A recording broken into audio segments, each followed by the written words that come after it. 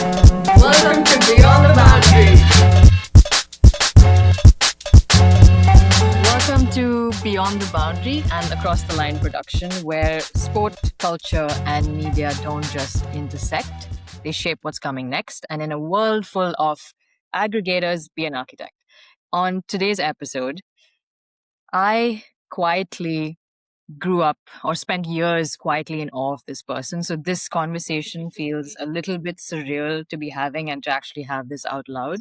But before I jump into who's on our episode today, who's our wonderful guest today, I'd like to introduce my best friend and former UAE cricketer as well. We're former teammates, Aashu Khemani, who's going to be hosting the series with me.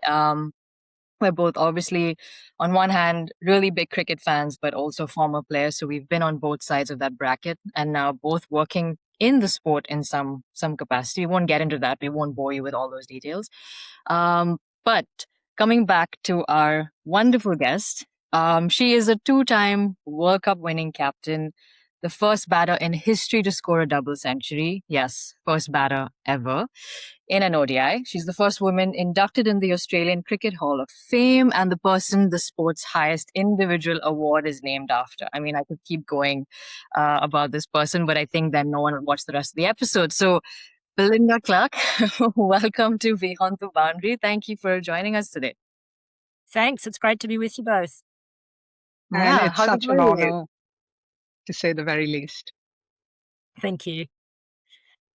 How's it going with you? How's it down under? It's beautiful weather here at the moment. A little bit lacking of domestic cricket. We've finished all our domestic cricket, so we have to look further afield to get cricket on the computer or on the TV screen. But enjoying the quieter time of year down in this part of the world. Yeah, well, it's winter there now, so the AFL would have begun, picked up, and because summer's over, cricket would have wrapped up. Did you end up following the Sheffield Shield? I did. I watched it. It was a fascinating game, and one side dominated for so long and then ended up without the chocolates, which is, I'm sure, very disappointing for Victoria, but lion-hearted effort from the South Australians. But a fascinating game. Absolutely. And what about the WNCL? Yeah, watched that one too. Another upset. So both competitions, number one place getter in the year ended up getting pipped at the post by the second place. So again, a really interesting game of cricket, which interrupted by rain and looked like it was heading one direction, and then, as this wonderful game does, it flipped on us at the end, and we ended up with a surprise winner. But both of them great games at cricket and really good seasons for both competitions. Now that we've sort of segued into cricket, then I guess something that when we talked about getting you on the show, the first thing that hit us was how much of emotion was behind bringing you. And actually, when we had that conversation the first time and you're like, yeah, let's do this. You probably didn't see this, but behind the scenes, we did a little bit of a happy dance, which we're not going to show anyone today, but we did our own little version of that. We absolutely did. Yep. So I'm gonna go back in time and test your memory out a bit. I'm talking December 16th, 1997. Right here in Mumbai, where Aashu and I are actually sitting right now. I believe you scored an E3 in the tournament opener. So you're already in prime form. You go out there against the Netherlands, I believe, and you basically just don't stop. At what point did you realize that, this innings was becoming something different from another? I won't get into it too much because I know Aashu wanted to ask you something specific to that, but we're kicking off with that because that's something that, if you're a true cricket fan, especially following the growth of the women's game, that's something that I feel like doesn't get as much attention as it needs to, and that's something that we want to kick off the show with today. Yeah, and we honestly can't stress on that enough. So let's have the legend give her input. It's a long time ago, I can assure you of that. And I think my teammates remember it more than I do. But I look at the tournament itself is something that just sticks in my mind as one of my most favourite World Cups and favourite tours. And I think part of that was we were coming off a really disappointing World Cup in 1993, and we had a point to prove. The team had totally transitioned. I had been the leader for 3 or 4 years, and we were super determined to play well. And so as captain of the side, I just felt enormous responsibility to be performing. I was probably at the peak of my powers at that moment, and started the tournament well. We knew we had to be playing our best cricket, towards the back end of the tournament. So we used these first 3-4 games. We lost our first game against Ireland with rain. That was in Chennai. And then the next one, I got some runs. And then the next one I didn't bat. I went down the order because we needed other people to bat. So this was my second innings of the tournament. Yeah. And I knew it was against very humble of you to say that you got some runs when you got a 93. Yeah, started strongly. Yeah. Exactly. Sorry, I didn't mean to cut you off. No, that's okay. I mean, you both know this, you don't flirt with form. So I thought, oh no, I've started well. I'm going to have to maintain this. And my objective on this day, I perform best when I have really clear, simple plans and objectives. And my objective on this day was just to bat for the 50 overs. So that's all I was worried about. So when I turned up, I was really super clear. It was against Denmark. They're not a great team. It's hard to concentrate when you're playing against opposition that are weaker for that long. So that's what I was focused on, is concentrating. And so what I remember of the day, it was hot. It was a small ground. It was weaker opposition. I had a really clear idea. The change room had massive lounge chairs in it. Is something I remember thinking. Most change rooms have, like little seats or a bench. This place had like lounge chairs, and I'll never forget that, walking into the room thinking, are we all going to fit in here? Because there's a lot of chairs. And that's basically ball by ball, minute by minute. And before you know it, I was walking off, and we'd scored a lot of runs that day, 412, I think, as a team. So, and how much did you score that day, Belinda, out of the 400? 229. 229. I mean, I remember reading that Mel Jones said in an interview that she was standing at the other end, absolutely terrified that she'd get out and ruin it. Do you remember the banter between the two of you in that moment? Do you remember anything from that day? Oh, I only remember it because Mel tells the story all the time, and she likes. As she should. Yeah, she likes. She hams it up a bit, but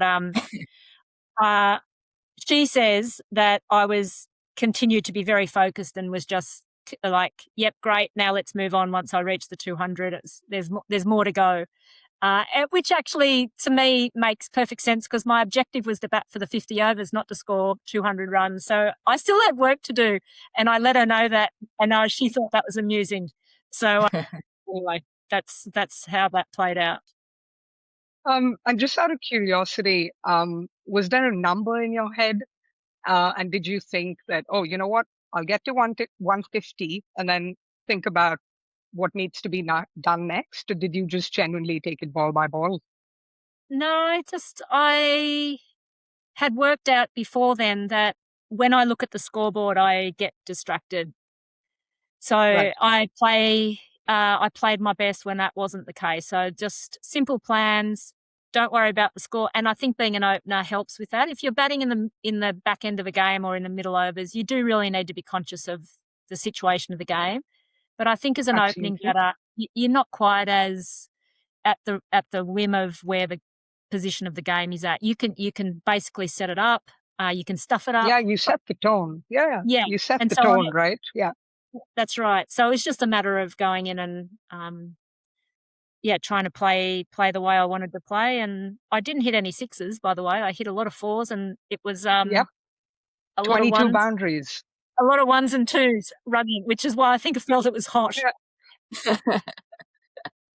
And exactly right. That brings me to my next question. 141 runs, in fact, came out of singles and doubles on a big ground like Mumbai, and in the steaming heat that there is. And, that's like, that just gives us, that's indicative of, that's not a batter who's lost the plot and, just looking to tonk it. That's someone who's almost meditating, but also they know what they know what this feels like. Interesting choice of words. Meditating. Meditating. Like, literally, it looked like you were in your stomping ground. Well, yeah, it was actually, I actually wasn't hitting them very well at the beginning, which is probably the reason why there's a lot of singles, particularly early on. But I didn't worry about that because my objective was to bat the 50 overs. So as long as I was out there, I knew I'd work through it. And in the end, I was hitting them quite well. But the first sort of few overs and probably 10, 15 overs weren't pretty. But it's amazing what you can do when you don't worry about the outcome. That's true. Absolutely. Yeah. I mean, you couldn't have summed it up any better. But just out of some wittiness, did anyone from the Denmark team then reach out to you and go like, yep, that was us. We were the ones that you smashed? Well, actually, Charlotte Edwards on the same day had scored 170 against Ireland, I think, 173 or something. Excellent. Like that. So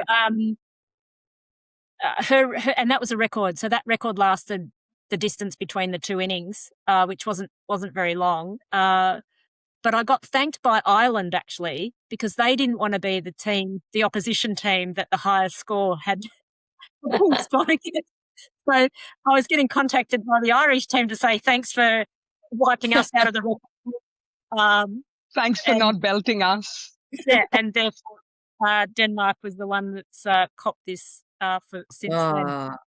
Oh, that's hilarious. Imagine like a completely new team that you haven't even played against. Oh, that's crazy. But again, do you ever think like the physicality of it crosses your mind, or, in such a situation, the brain just shuts that noise out? No, look, I was fit and I had done a lot of work on making sure that was the case. So I felt like I could withstand the rigors of the environment, and so that wasn't a question for me. Really, I think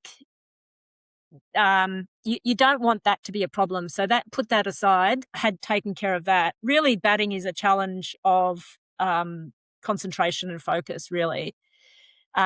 And there's opposition, obviously, that you're competing against. But at the end of the day, most of the time, the bowlers are trying to get into your head to force the error, and it's really your ability to stay away from that. And just block that noise out. It's a very sometimes it feels a little bit like golf. You're actually competing against yourself a lot. Right. So yeah, I mean the bowlers obviously. I'm not giving them credit. They do a great job of trying to create that uncertainty in you, but your ability to withstand that is a skill in itself. Could I then, as a former player and a fan, just sort of ask you, did you have any pre-match superstitions or anything that you would listen to before a game just to sort of get in the zone? And sorry, BC, can I change the I to we? Because I'd like to know as well. Okay.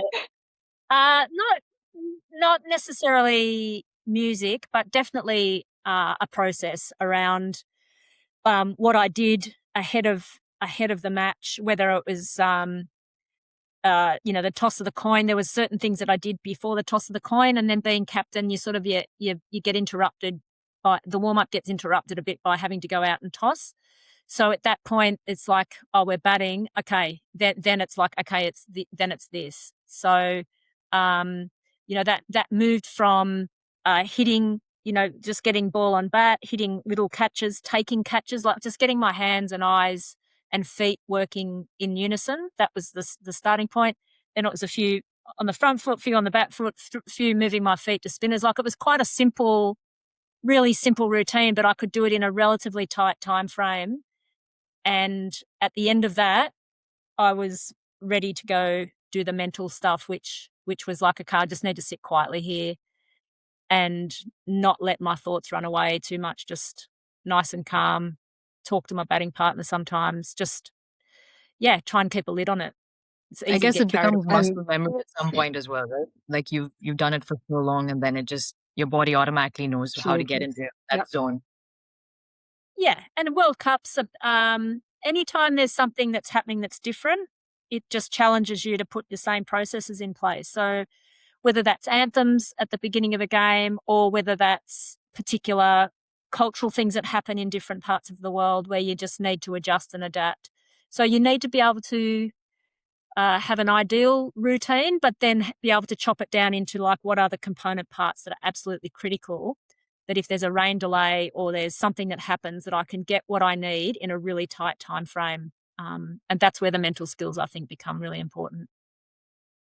And well, the good thing is, and I'm pretty certain not many of our viewers know about this, but you were genuinely hitting tennis balls against a wall as a kid to train your hand-eye coordination, and essentially get the ball rolling.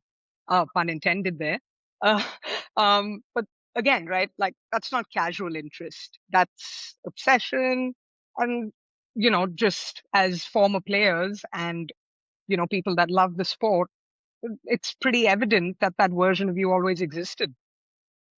Yeah, and I think a lot of that obsession or, the technical stuff, a lot of it gets built when you're playing, you're not training, you're literally playing with, I played with 3 guys that lived across the road. I would wait for them. They were about 2 years older than me. I would see them from the bedroom window of the house to say, oh, I can hear something. So I'd look out the window. Oh, they're playing cricket over the road. I would jump across. I was the 4th person. It was a skinny bat, a short, like a short skinny bat. It was a tape tennis ball. It was in a car park. And the minute I would hear that ball, I'm like, bing, up, I'm over there. And I credit a lot of that playing as where the foundations came from. So yeah, there was an obsession there, but it was with bats and balls, and I played a lot of tennis. It was with anything that was in that nature where I could control a bat and a ball, and yeah, I just loved it. So is it then fair to say that cricket found you before tennis could fully develop you? Oh, I reckon I was probably 90% of the tennis player I was ever going to be by the time I was probably 15. But this infatuation with cricket was back at sort of ages 4, 5, 6, and I was in a system for tennis, and so there was things that went with that. So there was competition, and there was expectations, and there was coaching, and all that stuff that went with that.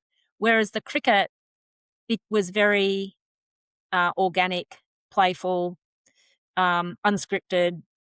1 minute it was a hard ball in the backyard, the next minute it was a tennis ball across the road, it was a tape tennis ball, no expectations, never thought I'd play a real game. So there was a freedom and a joy that came with that. Joy. Yeah, absolutely.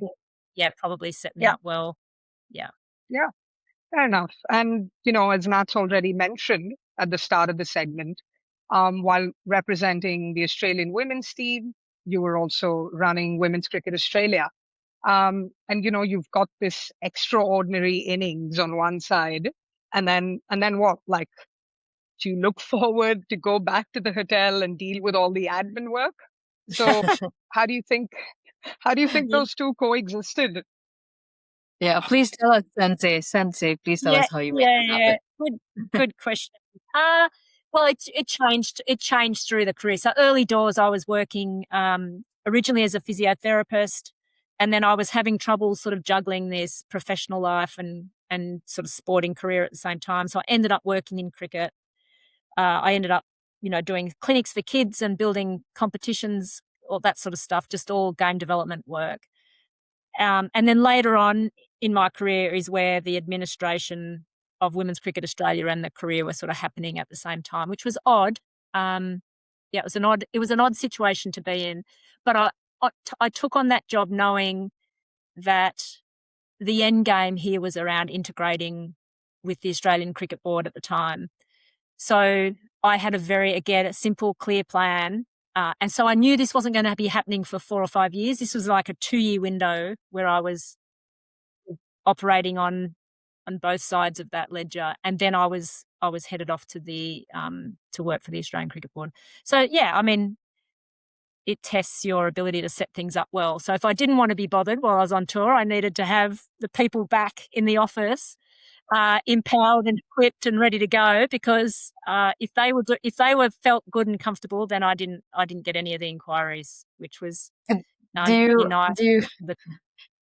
you remember any really random admin problems that showed up for you while you're playing mid-game and you're like, oh no, I had to fill in that paperwork, I had to sign something there, but you're on the field at that moment? That popped up. Yeah. I had one occasion that has stuck in my mind, where there was conjecture over what the crest on the women's caps should be. Love that. Yeah. And so in the middle of the game, I was asked, I think we were even fielding, a message came out because it was quite a big issue at the time. And I just looked at the person, I just said, like, are you serious? Like, that can wait. I'm not interested. You couldn't have had better timing. So I just like, this is really, this does not need to be solved now. And so I just sent them on their way. Yeah. No, I'll finish playing this game, which was New Zealand in Melbourne. I can remember the game, I can remember the oval, and I can remember my response to the question as it came out to say, not now. And I dealt with it when I got off the field. But that's probably the major one that I remember. Yeah. Right. And it was about 2002, 3, in around there. Okay. Yeah. Right. Okay. Right. Awesome. Sorry, go ahead. Well, yeah. Well, this person couldn't have had worse timing. So sorry that happened. I just want to say, gee, we've come a long way, haven't we? Oh, of course we have. Of course we have. And I'm sorry that happened. But then I'm pretty sure you didn't run out and ask Steve Waugh the same question. But anyway. Yeah. Never mind. But yeah, very naturally, that leads me to my next question, which is, how do you switch between being a captain and, also being the CEO of the WCA, knowing that essentially the same people are involved? And, did it potentially change dynamics between your teammates and you? Because they obviously knew that, hey, she's sitting here and working for our betterment. Yeah. Well, I think, I don't know. I mean, at this point in time, I was, I think I'd been captain for 7 or 8 years. So I was clear on what I was doing as a captain, and I was probably the novice on the other side working my way through things. So I think my teammates understood and believed in what I was trying to do because I had worked with them so closely for quite some time. I think the challenge was on the other side, but people probably didn't know me as well or didn't understand what I was about. And so there was probably, like on that side, I had some work to do just to make sure people were clear on what were we trying to do, how are we going to do it. So it was probably not my teammates that were questioning anything. It was probably I needed to prove myself in this other world that I hadn't had a chance to do. Yeah. Right. Okay, well, that's really interesting to know. It's fascinating because when you look at it from a admin versus player perspective, right, you often think that they might go hand in hand, and sometimes you feel like those problems might actually be from the team within, wherein it's almost like she's our captain, but if we share something, is that going to go back to admin, right? Is that going to go back to the board? But it's interesting that you said that it was actually the other way around, where you actually felt supported and your teammates had your back. So that's great to know. And something that I think I really want to stress on, and I don't think it's said enough, is that Sachin's double century, Sachin's 200, came in 2010. And yours came in 1997, which was 13 years later was Sachin's double century. So is there a version of history that gets talked about the same way a male cricketer does, for example, and what would have to be different? Because I feel like a lot of people don't actually know this and don't talk about it enough, because this happened 13 years before that first double century came about in men's cricket. And we can't stress enough on the number 13. Yeah. Look, I think it was, it's probably more indicative of where was the sport in 1997. And in some respects, it was in a much better place than it was in, 1934, 35, first international women's match played. So, it's all about perspective. Like, where were we in 97? Well, we were playing in a World Cup with 11 other countries in India, played at 25 or 30 venues. I mean, it was just a remarkable undertaking. We travelled the country. We went to I felt like I went to every part of India that was possible on that tour. Like, it wasn't like, okay, let's put the World Cup here and here and let's just host it in Mumbai. It wasn't that. It was Delhi, Bangalore, Hyderabad, Chennai, back to Delhi, over to Calcutta. Like, we traversed the country. Nagpur, did I get Nagpur in there? We went to Nagpur as well. So, in our minds at the time, this was all about advancement, and we'd done an amazing, we were part of something really special and at the cutting edge of where the sport was. If you sort of project forward to now, you look back on those times and say, okay, there were some things there that were a bit bleak, and you didn't have this and you didn't have that and you didn't have that. Well, we didn't know that at the time. We know it now. And so most of the world didn't even know that the Women's World Cup was being played in 97. And a lot of people in India wouldn't have known. It was on television, but it was on a secondary, third, it was on a channel buried away. So you can sort of understand why people don't know about it. That doesn't make it right, but I can totally understand because of the experience I had through my career. But it's a great trivia question that most people get wrong. And every time it rolls around, it gets a mention that, sometimes if you Google first double hundred in international cricket, it'll still come up as Sachin. Yeah.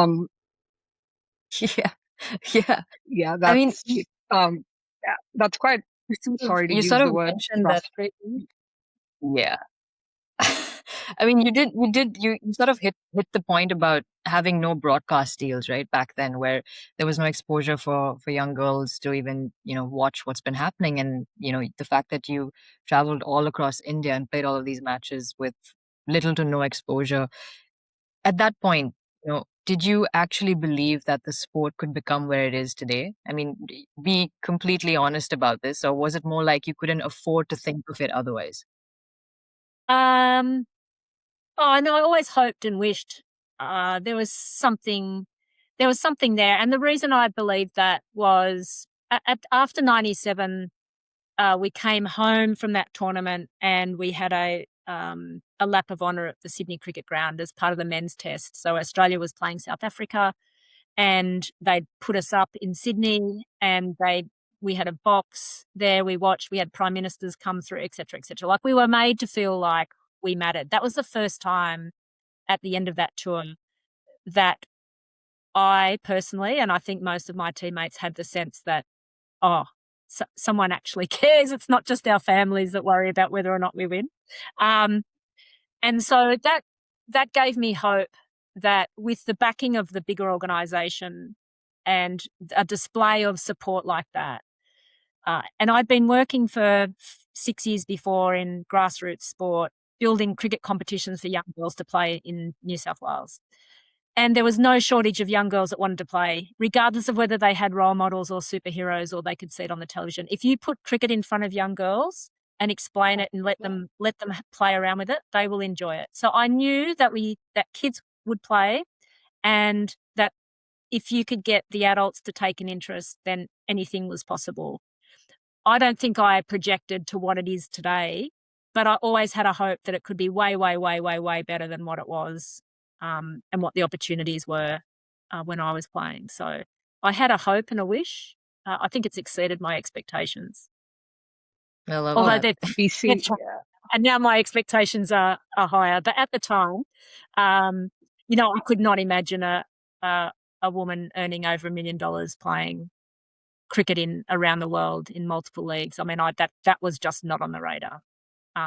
All I wanted her to be able to do was to play international cricket more regularly than what I did. I love that. You see, it's too soon to get emotional because we have quite a bit to cover.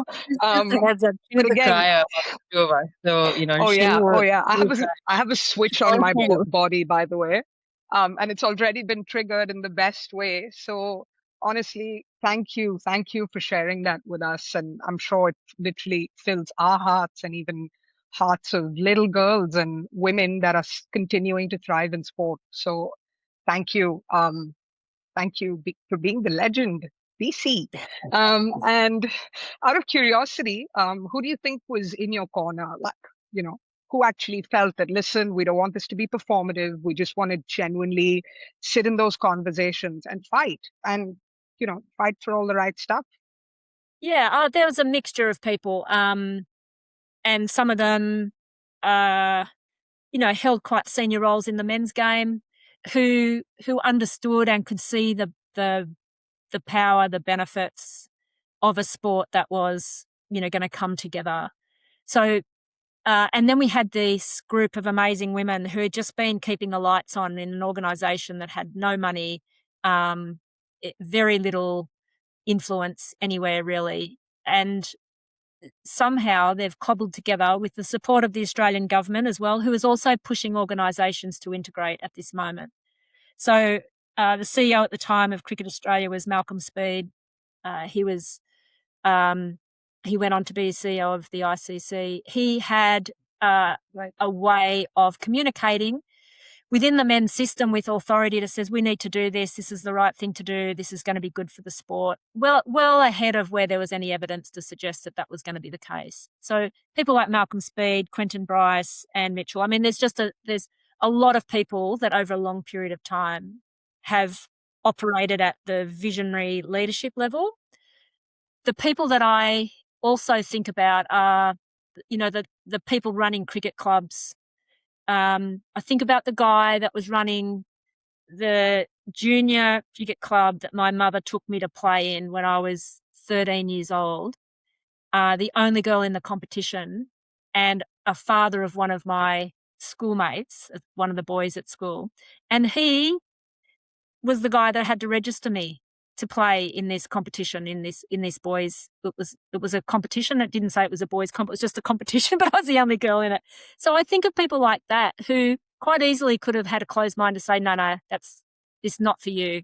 You don't belong here. It wasn't that. So there's so many people at grassroots level that make little decisions that just allow you to take the next step. And there literally would be thousands of those across back in my childhood, across the country, because all of my teammates had a similar story. There was someone, a teacher, a parent, a person next door, a secretary of a cricket club, a coach, someone that saw them and said, hey, come over here. This game might be for you. So lots of people. We can't cry yet. We can't. We just can't. It's too early for this. It's too early for this. It is. But yeah, I mean, like, I've spent 6 years in Melbourne, and like I've been a part of that system, and honestly, I consider myself so grateful because, can't stress on it enough. Australia really, really puts all their resources into grassroots, and there's plenty for other boards to learn and essentially follow that path. Yeah, it's important. And again, irrespective of gender, right? Yeah. No, that's true. And you mentioned all of these wonderful people who helped make that vision come to life, right? And I think that sort of segues into our next part, where you went from, taking that position of being an iconic player within Cricket Australia, and then moving into a room where you were potentially one of the few women in that room now calling the shots for a lot of things. You know, from CEO of WCA, working across with the ICC Women's Committee and, you know, the likes of that. I guess we want to understand the sort of conversations that you had, or, you know, what was that like for you being in those rooms where potentially those conversations may not have been everything that you wanted it to be? And, you know, what did you genuinely feel like when you walked into those rooms? Well, I think the fact that I was a player helped enormously, because that provided a common common ground, a love of the sport that allowed a conversation on some level to happen. So I don't take that lightly, because that connection with people is really the start of trying to create the change. So I was very lucky to be able to use that to my advantage. Those rooms, and they're different in each place, but from a Cricket Australia perspective, there's a really interesting dynamic of taking a small organisation and placing it inside the much larger one. And so you've got these guys, and literally they were all guys sitting around a board table, very concerned about the drain of the coffers. So basically, if we take this on, it's just going to be money flying out the door, and there's really no return for us. So that was a very simple view of mitigating the risk of too much money being spent on this. That's really what I think they were concerned about. The bigger problem was actually the women, who felt like they were giving up everything that they'd worked for so long, and that they were going to lose all decision rights over this thing that they'd nurtured. And so you're sort of dealing with two groups of people. Neither of really is that super thrilled with what's actually going to happen here, but they both have to just put the game ahead of their own concerns and sort of march forward. So that was the Cricket Australia part. And then you've got the executive, and I was lucky enough to work with some really clever people on the executive. James Sutherland was the CEO of Cricket Australia after Malcolm. And I basically got what I felt like was it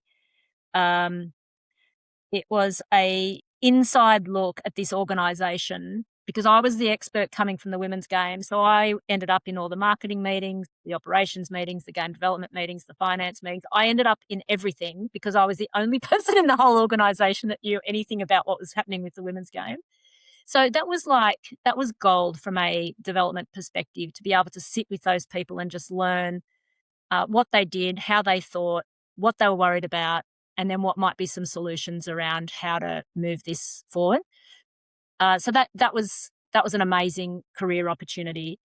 The ICC is a different beast, because when we integrated in 2005 with the ICC, the structures that they had in place just didn't fit with the women's game. So they put the women's game into the development structure, which is divided up into regions around the world. And yet the IWCC was operating not as a regional capacity, not as a full member associate affiliate. So there was no member class and there was no regional structure.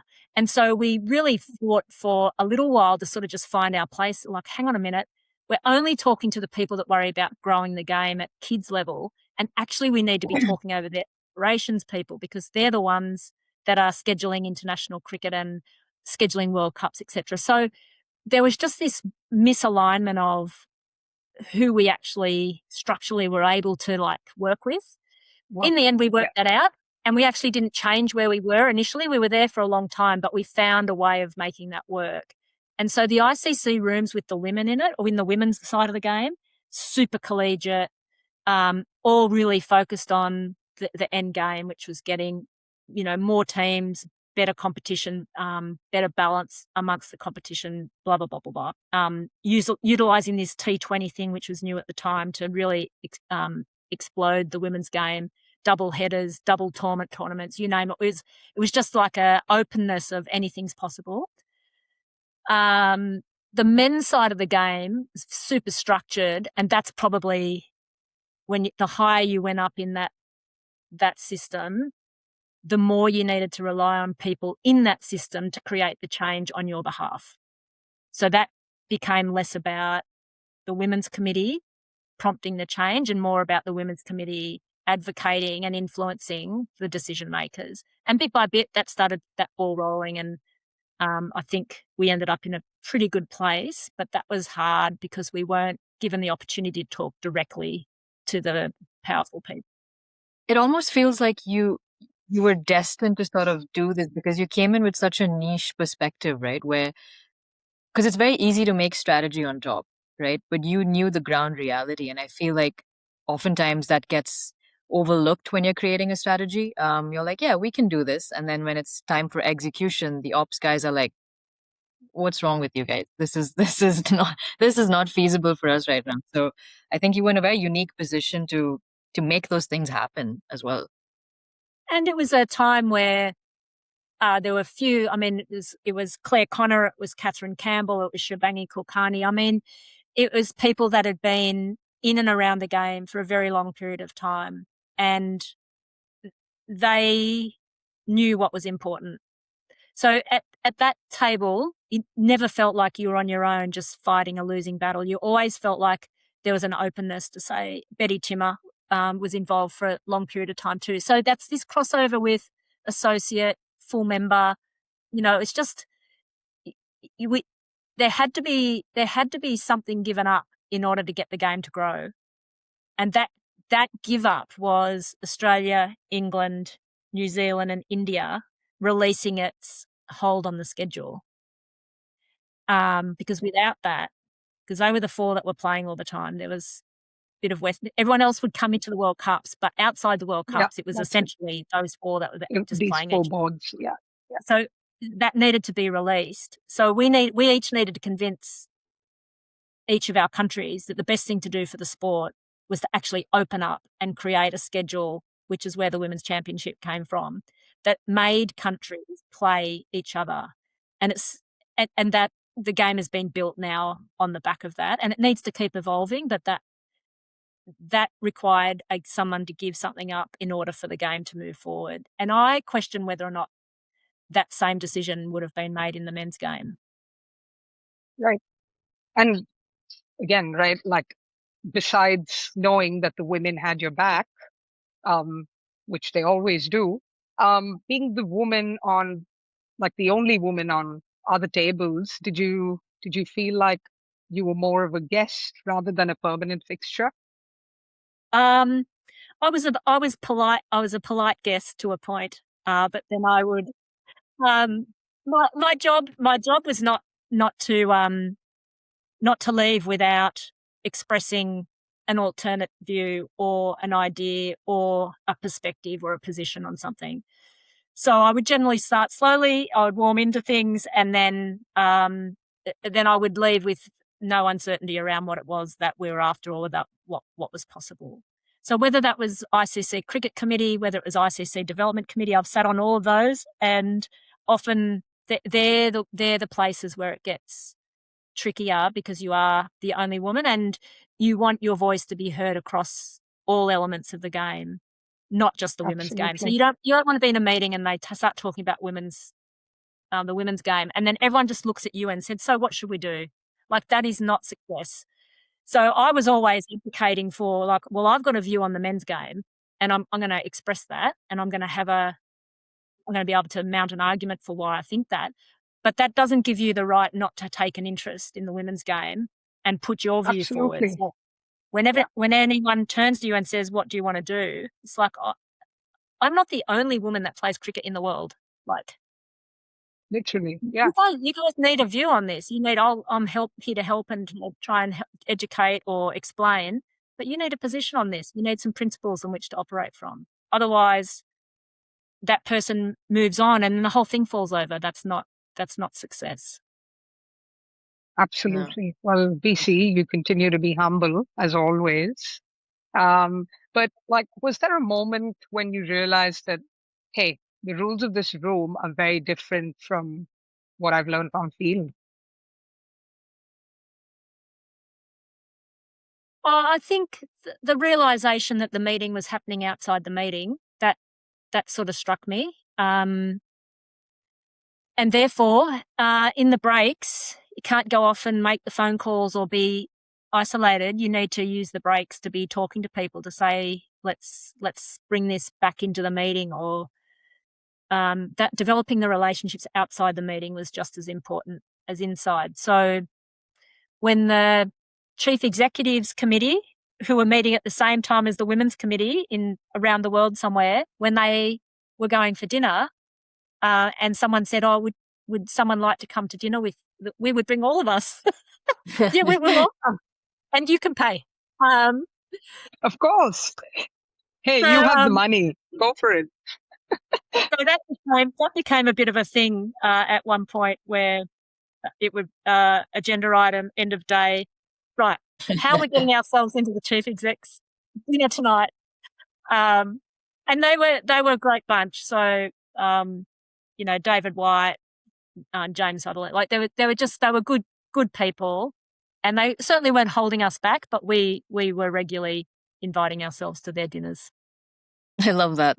I love that. Yeah, absolutely. Yeah. And just segueing from that, have you ever walked out of a room and thought, you know what? I think I said the right things. They clapped. They appreciated me, and absolutely nothing's going to change. Yeah, a lot. And cut. We're done. Yeah, because that's the reality. It's very difficult for someone to change their mind in 5-10 minutes, even in one day. Absolutely. Like super hard. They need more proof points than that to trust that that's the direction in which they should head. So over time, developing those relationships, developing the trust, making things work. It's like once they've made a big bet, and let's say a big bet was a joint T20 event in, I think Sri Lanka might have been the first one. We needed to make that work. So, out of that came a discussion so that the tournament worked. And then there came this discussion around allowances, because the guys are getting more allowance than the women, because the women, which is never known before until you have a joint event, because you don't get to compare allowances. And so then you get an opportunity to deal with this sticky issue around, well, how we're the girls aren't necessarily going to eat less or eat in terrible places. So it kept bringing the next issue to the table. So our approach was, let's not lay out all the problems and ask for a solution to every problem before we have a joint tournament. Our approach was, right or wrong, let's get ourselves into that tournament, and then whatever issues bubble up from that, then we'll start dealing with them. But this is not a legal approach to say let's tick every box before. Once we got the foot in the door, it was like, yep, let's do that. And then we had to make that a success, because then the next one would come from. Over time, we went from no connection with the men's game to a connection.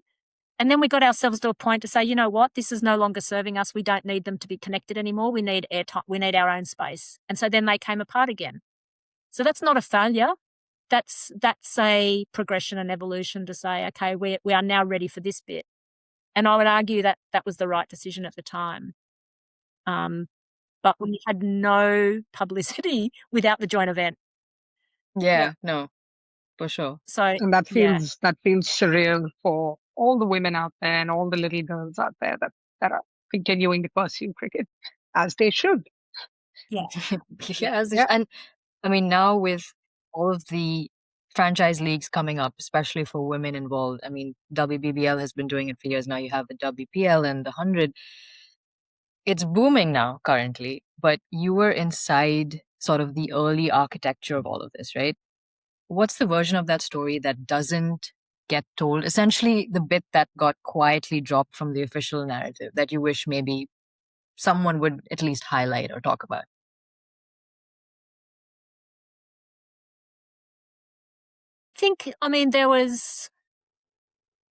There's probably two massive opportunities for me as a representative from Australia to take to the Women's Committee initially. One was the window for the WBBL. So we needed the schedule to clear to allow that tournament to work. And we thought if this works, there's opportunity in England. We knew there'd be an opportunity in India. It took way too long to come, but it came eventually. We kept saying it's got to come. Why are you waiting? Let's go. Like that. We needed the Women's Premier League. As a sport, we needed that. So the first one was to create a window for WBBL, which meant that the rest of the schedule had to be built around that. And again, collegiate approach to say, yeah, we can see the value in that. And the second one was initially the T20 World Cup, which was due to be held in Australia in 2020, was going to be a joint event. And I had to argue initially through the Women's Committee, and then James Sutherland had to argue in through the chief execs that we wanted to have two standalone. So that was the pulling back apart of those tournaments. So again, going into that committee with a clear idea around, okay, this is what we need to do, not because it's best for Australia, but because we think it's best for the game to do this and to try it, and this is why. And so we managed to pull both of those things off.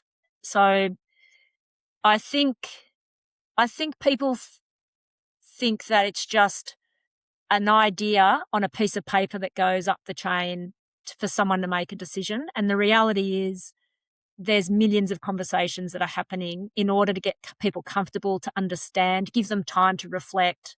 What does this mean for us? What could go wrong here? Before you then force them into a decision. So there's a lot of work that goes into moving something that looks simple from the outside, but inside there's a lot of things that need to fall into place to make that possible. Then, pretty spot on. It brings me to something else then, and I genuinely would love to know your honest reaction about this. So women's cricket spent around 30 years trying to earn a seat at the table that the men built. My question is it time to build a different table entirely? Oh, you thought that was it? Well, we hate to break it to you, but not really. There's going to be a part 2, and that's going to be released next week because we had so much more to ask her. And Belinda had so much more to offer. And we're so excited for you to actually hear all of her thoughts and advice, I guess, to some extent on the episode. So stay tuned. If you want to know more, follow us on acrosstheline.com, visit the website, follow us on social media, follow Across the Line on social media. And remember, in a world full of aggregators, be architects. See you next week. Stay tuned.